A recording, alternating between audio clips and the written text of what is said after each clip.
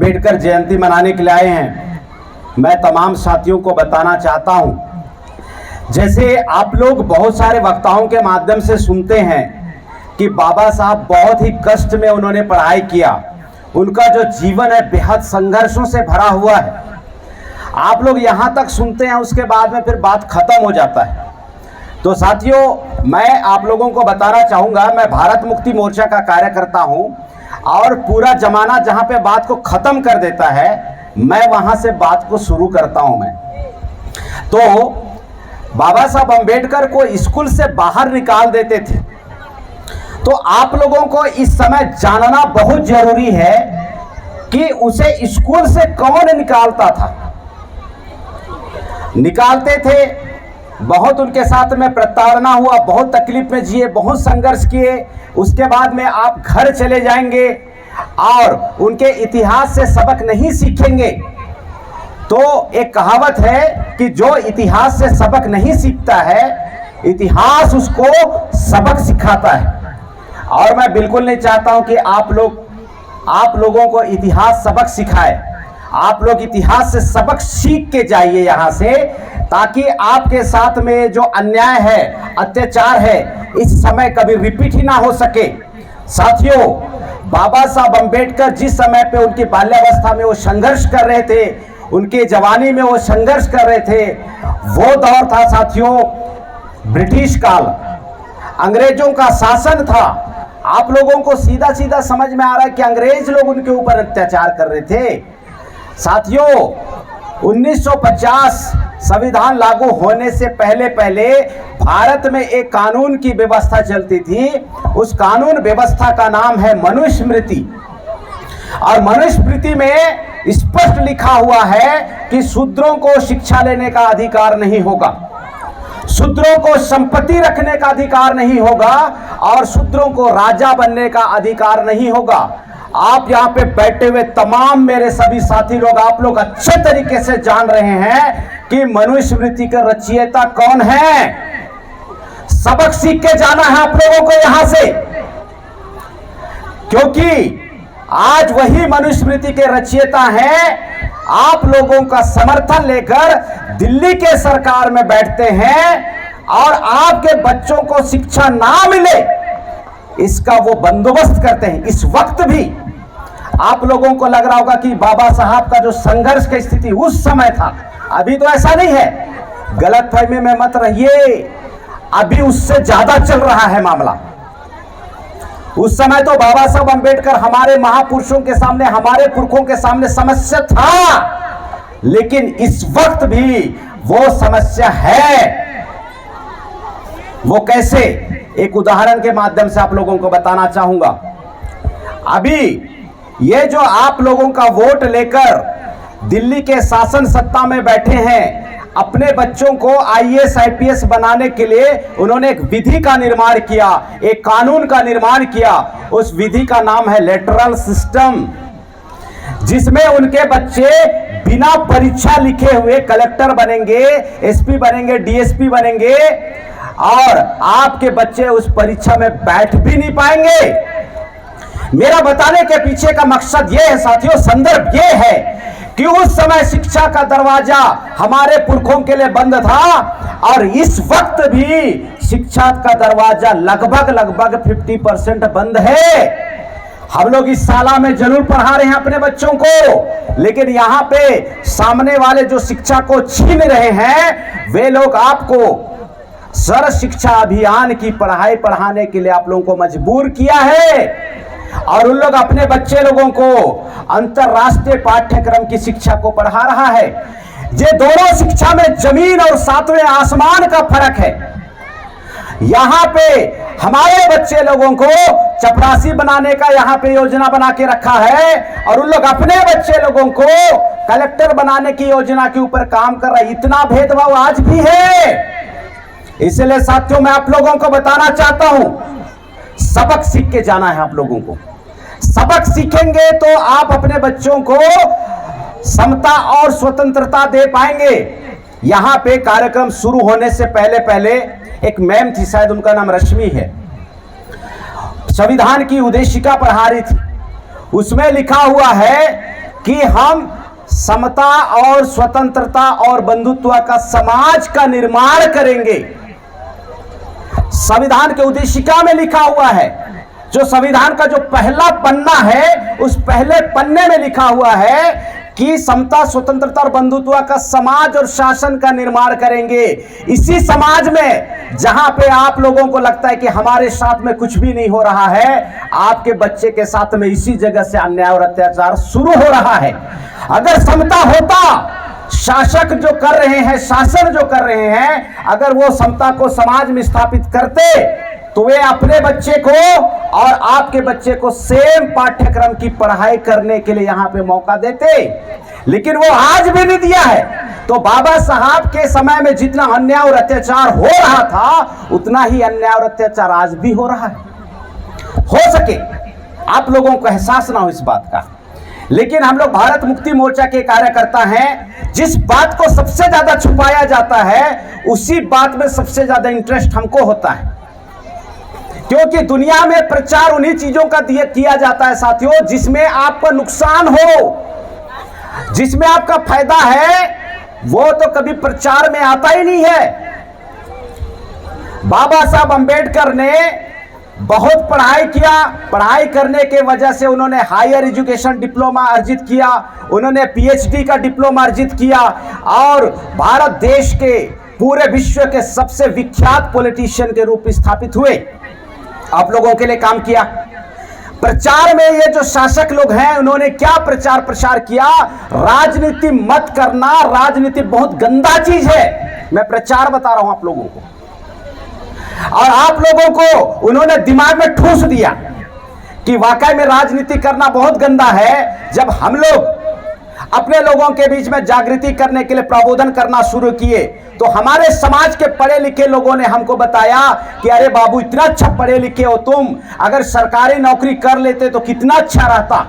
सोचो, जिस बाबा साहब अंबेडकर के संघर्षों के बदौलत हमारे पूरे लोगों का जीवन स्तर बेहतर हुआ, वही बेहतर स्थिति को जीवन जीने वाले लोग क्या बोल रहे हैं कि अगर आप सिर्फ पढ़ाई करके सरकारी नौकरी कर लिए होते तो ज्यादा अच्छा होता। उनके लिए संघर्ष करने वाला दुनिया का सबसे बढ़िया पॉलिटिशियन बाबा साहब अंबेडकर, उसके बदौलत संविधान लिखा गया, संविधान में अधिकार मिले, अधिकार में नौकरी मिला और नौकरी मिलने के वजह से पैसा आया। यह बिल्कुल सीक्वेंस सही। बाबा साहब के वजह से, एक बार और रिपीट कर रहा हूं ताकि यह बात आपके दिमाग में घुसा रहे, बाबा साहब के संघर्षों के वजह से संविधान लिखा गया, संविधान में अधिकार मिला, अधिकार में नौकरी मिला और नौकरी के बदौलत पैसा मिला। शुरुआत कहां से हुआ? एक पॉलिटिशियन से हुआ, एक राजनीतिज्ञ की वजह से शुरू हुआ साथियों। और आप लोगों को गुमराह करने के लिए बोला जाता है राजनीति मत करना, बहुत गंदा चीज है। तो मैं आप लोगों को ये तमाम इतिहास क्यों बता रहा हूं, ताकि आप लोग इस वक्त में सबक सीख के जाएं, ताकि दोबारा धोखा ना खा सकें। साथियों, हमारे जो महापुरुष लोगों ने जो संघर्ष किया है हमारे समाज को स्टेब्लिश करने में, वो अपने आप में इतिहास है। इतिहास को छुपाया गया, इस इतिहास को आपसे दबाया गया ताकि आप लोग असलियत को ना समझो। ये तो बाबा साहब की बचपन की संघर्ष की बातें मैं आपको बता रहा हूं। उसके बाद में बाबा साहब जब जवान हुए, ताउमर किनके साथ में लड़ाई लड़ा? ताउमर साथियों, इस समाज के जो एसटी, एससी, ओबीसी माइनॉरिटी के जो दुश्मन हैं, जो डीएनए के आधार पर विदेशी हैं, उनके साथ में निरंतर वो लड़ाई लड़े। पूरा जीवन पर्यंत वो अपने जीवन के अंतिम क्षणों तक उन्हीं से लड़ाई लड़ते रहे। और बाबा साहब ने अपने संघर्षों के दरमियान में प्रबोधन में जागृति देते समय उन्होंने एक बात कहा, मेरी जय जयकार करने से बेहतर आप मेरे अधूरे कामों को पूरा करने में आप अपनी जान की बाजी लगा देना, ऐसा वो बोलते हैं। साथियों, आज यहाँ पे 14 अप्रैल को हम बाबा साहब अंबेडकर की जयंती मनाने के लिए इकट्ठा हुए हैं। इसी तरीके से पूरे भारत में गजब संख्या में हमारे जो भारत देश के मूल निवासी हैं, हमारे भारत के जो एसटी एससी ओबीसी हैं, बाबा साहब अंबेडकर की जयंती मना के जय जयकार कर रहे हैं, जय जयकार कर रहे हैं साथियों। तो बाबा साहब को पता था पहले कि हमारे लोगों में जो भक्ति करने की आदत है वो बड़ी गंदी आदत है। बाबा साहब अंबेडकर को शुरू से ही पता था। तो वो कहते हैं कि मेरी जय जयकार करने के बजाय मेरे अधूरे कामों को पूरा करने के लिए आप अपनी जान की बाजी लगा देना। साथियों, ये जो उन्होंने बताया था अपने संघर्षों के दरमियान में, यही सबसे महत्वपूर्ण बात है। आप लोग यहां से जाने के बाद में गांव चले जाएंगे, अपने घर चले जाएंगे और कल आप अपने डेली रूटीन में मस्त हो जाएंगे। आपको क्या लगता है एक दिन बाबा साहब अंबेडकर की जयंती मनाने से हमारे समाज में जो समस्या है वो खत्म हो जाएगा क्या? मैं आप लोगों से जानना चाहता हूं, खत्म हो जाएगा क्या? खत्म हो जाएगा क्या एक दिन जयंती मनाने से? मैं थोड़ा सा कम सुनाई, मेरे को कम सुनाई देता है, मेरे को सुनाई भी नहीं दे रहा है। मैं आप भी लोगों से पूछ रहा हूं, एक दिन जयंती मनाने से समस्या खत्म हो जाएगा क्या? समस्या खत्म हो जाएगा क्या? यहां से जाने के बाद में असली काम आपका शुरू होता है। मैं आपको यहां पे सांकेतिक रूप से बता रहा हूं कि आपके समाज के जो दुश्मन है दिन रात सक्रिय होके आपके बच्चों की भविष्य को खराब करने में लगे हुए हैं। बाबा साहब का पूरा जो जवानी है, पूरा उनका जीवन है, वो हमारे लोगों के लिए हक अधिकार दिलाने के लिए इस समाज के जो दुश्मन है, जो डीएनए के आधार पर विदेशी है, तोमर उनके साथ में लगा रहा, तोमर लगा रहा। मुझे आज हैरानी होती है हमारे समाज के पढ़े लिखे लोगों से। खैर, जो नहीं पढ़े लिखे उनकी बात छोड़िए, जो पढ़े लिखे लोग हैं उनसे मुझे हैरानी होती है कि वे लोग आपके घर में आते हैं, सभा लगाते हैं, आपका साथ सहयोग लेकर सरकार बनाते हैं, आप ही के विरोध में फिर कानून बनाते हैं, फिर दोबारा आते हैं, आपका साथ सहयोग फिर लेते हैं, फिर सरकार बनाते हैं, आपके बच्चे के विरोध में फिर कानून बनाते हैं।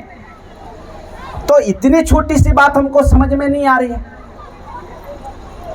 अपने बच्चे को बिना परीक्षा लिखे कलेक्टर बनाने की तैयारी चल रही है, आपका बच्चा को कलेक्टर बनने ही नहीं दिया जा रहा है। इतना बड़ा भेदभाव को अगर आप अपनी खुली आंखों से नहीं देखेंगे तो कौन सी आंखों से देखना पसंद करेंगे आप लोग? यहां पे देखिए, बाजू में कांसाबिल है, बाजू में कुनकुरी है, बाजू में पत्थलगांव है। यहां पे बैठे हुए समस्त मेरे जो पेरेंट्स लोग हैं, इन पेरेंट्स लोगों को, आप लोगों को एक बात बताना चाहता हूं। सबसे ज्यादा काम में जो तेज तर्रार हैं, जो खरखर बोलते हैं हमारे देहात में, जो सबसे ज्यादा काम कर्मठ करने वाले लोग हैं, तेज तर्रार हैं, सबसे ज्यादा काम करने वाले आप लोग हैं या पत्थलगांव के सेठ लोग हैं? थोड़ा एक बार बैठे बैठे जवाब दे दीजिए। सबसे ज्यादा मेहनती आप लोग हैं कि पत्थलगांव के सेठ लोग हैं? सबसे ज्यादा मेहनती कौन है? कम आवाज सुनाई देता है, मैं थोड़ा बहरा किस्म का आदमी, जोर से बोलिएगा। कौन ज्यादा मेहनती है? मैं सुन पा रहा हूं, हम लोग ज्यादा मेहनती, यही तो बोल रहे हैं ना। पैसा आप लोगों के पास में ज्यादा है कि कांसाबिल के सेठ के पास या पत्थलगांव के सेठ के पास में? किसके पास ज्यादा पैसा है? आप लोग ज्यादा मेहनती हैं, ज्यादा खरखर है, ज्यादा तेज तर्रार है, तो पैसे तो आप लोगों के पास में ज्यादा होना चाहिए ना। उनके पास में कैसे ज्यादा पैसा हो रहा है? यही चीज मैं आपको बता रहा हूं। मनुस्मृति में उन्होंने लिखा था कि शूद्रों को संपत्ति रखने का अधिकार नहीं होगा। आज भी वो नियम आप लोगों के ऊपर उन्होंने अप्लाई किया है। आप लोग खेतों में दबा के मेहनत करते हैं, लेकिन अपने फसल का दाम आप नहीं रख सकते। और जो सेठ लोग हैं अपना कपड़ा बेचते हैं, अपना सामान बेचते हैं, वो सामान फैक्ट्री बनाता है और वो फैक्ट्री का जो मालिक होता है उन सामानों का दाम रखता है, अपने सामानों का दाम रखता है। लेकिन ये जो सरकार है जो आपका साथ सहयोग लेकर आपके बच्चे का नौकरी छीन रहा है, आपका पैसा छीन रहा है। 1950 में संविधान लागू हुआ, आज 2024, 74 साल हो गए। इस 74 साल में आपको अपने सामानों का दाम रखने का अधिकार तक नहीं मिला। इतना भयंकर मामला है। तो साथियों फिर वो दोबारा भी 2024 में और आएंगे, आपको फिर बेवकूफ बनाएंगे, फिर आपका साथ सहयोग लेंगे, फिर सरकार बनाएंगे, उसके बाद में सीधा सीधा आपको कब्र में डाल देंगे लोग। इसलिए साथियों अपना विवेक का इस्तेमाल करना। आदरणीय सुनील खरखो जी ने एक बहुत अच्छी बात बोली कि किसी भी बात को इसलिए मत मानना कि किसी किताब में लिखा या कोई प्रभावशाली आदमी बोल रहा है। यह सदा सदा के लिए फार्मूला है आप लोगों का। किसी भी बात को आपको इसलिए नहीं मानना है कि किसी किताब में लिखा है या कोई प्रभावशाली आदमी बोल रहा है। किसी भी बात को तब मानना जब उस बात को आप अपने बुद्धि के कसौटी में खरा उतारोगे। अगर सही है तो मानना और गलत है तो कभी मत मानना। यह फार्मूला हर बार आपको इस्तेमाल करना है। अभी आपके गली में, आपके चौराहे में, आपके घर में, अभी आंगन में बहुत सारे लोग आएंगे, उसके बाद में बोलेंगे कि ये जो पार्टी है ये आपका पार्टी है, हमें वोट दो। आप लोगों को दिमाग लगाना है, आप लोगों को उस बात को अपनी कसौटी में खरा उतारना है कि ये जो लोग हैं हमारा वोट लेके हमारे बच्चों के साथ में क्या कर रहे हैं, ये हमारे साथ में क्या कर रहे हैं, वे अपने बच्चों के लिए क्या कर रहे हैं। ये तमाम चीजों को इधर कसौटी में खरा उतारना साथियों। और अगर मानने योग्य बात ना हो तो कभी मत मानना। और गौतम बुद्ध साहब ने एक और बात बोला था, जब वो बेहद प्रभावशाली तरीके से लोगों का जीवन को बेहतर कर रहे थे तो एक इंसान प्रभावित होकर उनके पास में पहुंचता है और वो बोलता है कि हे बुद्ध, मुझे आपकी तरह बनना है। आप इतना शांत, इतना सुशील, आप कैसे रहते हैं? आप वो फार्मूला मुझे बताओ।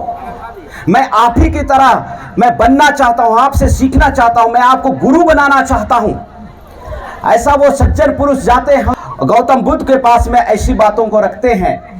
तो गौतम बुद्ध ने मंद मंद मुस्कुराते हुए उससे कहा कि अगर आपको ये ज्ञान को सीखना है तो आप अगले दिन सुबह सुबह भोर के समय में आप मेरे पास में आइएगा, मैं आपको गुरु शिक्षा दूंगा।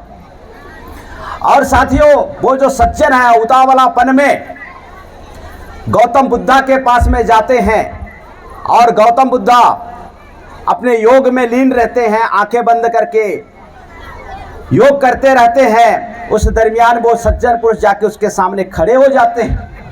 तो गौतम बुद्ध कुछ समय के बाद में उसको आभास होता है कि कोई तो आए हैं यहाँ पे। अपनी आंखें खोलते तो देखते हैं कि जो कल मुलाकात किया था वो सज्जन पुरुष आके वो ज्ञान की बातों की प्राप्ति, ज्ञान की प्राप्ति की बातें कर रहा है। तो गौतम बुद्ध ने कहा चलिए हम लोग अभी काम शुरू करते हैं। तो साथियों बाजू में एक बहुत बड़ा पत्थर रहता है, कम से कम इतना बड़ा पत्थर। उस पत्थर को बोलता है कि इस पत्थर को आप उठा लो और मेरे साथ में चलो। शरीर में कोई वजन उठाए बगैर बहुत हल्के फुल्के अंदाज में चलते जा रहे हैं। और जो गुरु कृपा पाने के लिए जो सज्जन आए हुए थे वो बड़ा सा पत्थर को उठा के चल रहे हैं। 1-2 किलोमीटर चलते हैं, 2-4 किलोमीटर चलते हैं, उसके बाद में उसका हाँफना होता है, उसका पसीना आना शुरू होता है, शरीर में थकान आना शुरू होता है, दिमाग में चिढ़ना आता है और वो परेशान होना शुरू हो जाता है। और गौतम बुद्ध चलते चले जा रहे हैं और उसके पीछे वो जो सज्जन पुरुष है पत्थर को ढो के चल रहा है। कैसे चल रहा है? पूरा गर्मा घट चल रहा है, पूरा परेशान हो गया, पूरा दिमाग उसका चिड़चिड़ा गया और अंदर अंदर गौतम बुद्ध को कोसना शुरू कर दिया। अरे ये कैसा महात्मा है, ये कैसा गुरु है, अपने आप खाली खाली चल रहा है और मुझे इतना बड़ा पत्थर को ढोआ के चलवा रहा है। साथियों काफी समय चलने के बाद में उसकी बर्दाश्त की हद खत्म हो जाती है, उसकी बर्दाश्त की हद खत्म हो जाती है। तो वो बोलते हैं गुरुवर आप हमें कैसे शिक्षा दे रहे हैं? गुरुवर आप हमें कैसे शिक्षा दे रहे हैं? ये जो पत्थर है मेरा प्राण निकालने वाला है, आप मुझे देख तक नहीं रहे हैं और आप चलते चले जा रहे हैं, आप कैसे शिक्षा देते हैं? बिल्कुल चिढ़ गया साथियों।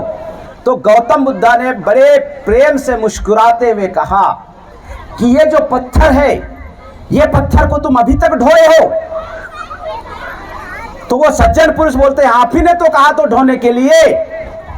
तो गौतम बुद्ध कहते हैं इस पत्थर को ढोने के वजह से परेशानी किसको हो रहा है? सज्जन पुरुष बोलता है मुझे परेशानी हो रही है। शरीर तकलीफ में किसका है? बोलता है मेरा शरीर तकलीफ में हो रहा है। पीड़ा किसको हो रहा है? पीड़ा मेरे को हो रहा है। तो अगर सब कुछ तेरे को हो रहा है, पीड़ा तेरे को हो रहा है, तकलीफ तेरे को हो रहा है, तो ये पत्थर को कौन छोड़ेगा? तो वो बोलता है कि पत्थर तो मुझे छोड़ना पड़ेगा।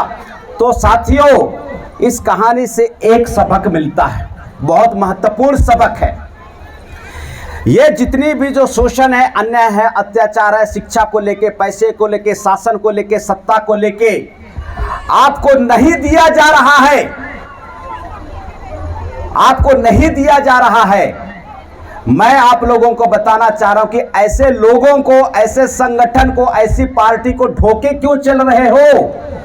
आज 14 अप्रैल 2024 अंबेडकर जयंती के अवसर पर अब सबक सीख के जाओ। जो तेरे परिवार को तकलीफ दे रहा है, जो तेरे बच्चे को तकलीफ दे रहा है, जो तेरे स्वयं को तकलीफ दे रहा है, उस पत्थर रूपी संगठन को, उस पत्थर रूपी पार्टी को पकड़ के मर के चलने की क्या जरूरत है? उसको छोड़ के फेंको, हल्का फुल्का हो जाओ और अपने हक अधिकार की लड़ाई अपने मूल निवासी महापुरुषों के साथ में शुरू करेंगे तो साथियों, हमारा जो समाज का कल्याण हो जाएगा, कल्याण हो जाएगा, कल्याण हो जाएगा। इतनी ही बातें आज के इस अवसर पर बोलकर साथियों मैं अपनी बातों को समाप्त करता हूं। आप सभी साथियों का बहुत बहुत धन्यवाद। एक बार जोरदार नारा लगाएंगे, बोल 85, बोल 85। बाबा साहब तेरा मिशन अधूरा, हम करेंगे उसको पूरा। थोड़ा जोर से चिल्ला के बोलिएगा, मैं बहरा किस्म का आदमी हूं, मैं कम सुनता हूं। बाबा साहब तेरा मिशन अधूरा, हम करेंगे उसको पूरा।